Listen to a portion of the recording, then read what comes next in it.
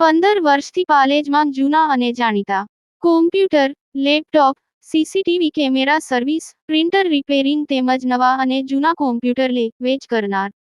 Admission form તેમજ તમામ સરકારી ફોર્મ ઓનલાઈન ભરી આપવામાં આવશે. આમોદ નગરપાલિકા એક્શન મોડમાં ગંદકી ફેલાવતા લારી ગલ્લા ધારકોને નોટિસ ફટકારી, દંડની ચીમકી.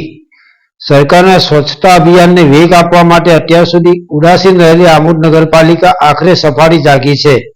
ગતરોજ નગરપાલિકાના મુખ્ય અધિકારીની આગેવાની હેઠળ અને પોલીસના ચુસ્ત બંદોબસ્ત સાથે શહેરના વિવિધ વિસ્તારોમાં કડક તપાસ હાથ ધરવામાં આવી હતી, જેમાં જાહેર માર્ગો પર ગંદકી ફેલાવતા લારી ગલ્લા ધારકોને કડક સૂચના આપી સમજાવવામાં આવ્યા હતા, જ્યારે નિયમોનું ઉલ્લંઘન કરનારાઓને સ્થળ પર નોટિસ ફટકારવામાં આવી હતી.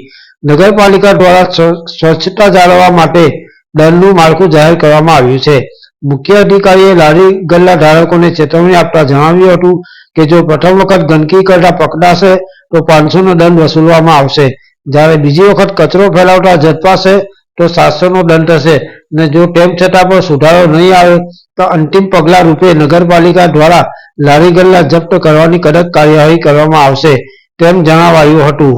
પાલેજ ટાઈમ્સ, ભરૂચ. આજરોજ આમોદ નગરપાલિકા દ્વારા સરકારશ્રીની સ્વચ્છતાની ઝુંબેશના ભાગરૂપે સવારમાં વહેલા 7:15 વાગ્યાથી અમે આમોદ નગરપાલિકાના બજારમાં નીકળેલ છે અને લોકો જે લારી ગલ્લાવાળા તથા દુકાનોવાળા છે તેમને સમજૂત કર્યા છે કે બહાર કચરો નાખવો નહીં અને જો તમે કચરો નાખતા પકડાશો તો અમે 500 રૂપિયા જેવી માતબર રકમનો દંડ કરીશું અને જો સેકન્ડ વખત નાખશો તો અમે 700 રૂપિયા કરીશું અને જો ક્રમશ જો તમારે નહીં સુધરો તો અમે લારી ગલ્લા જપ્ત કરીને નગરપાલિકા એમાં લઈ જઈશું અને જો તેમ છતાં એ કરશે તો અમે દુકાનો બી સીઝ કરવાની નોટિસો આપેલી છે.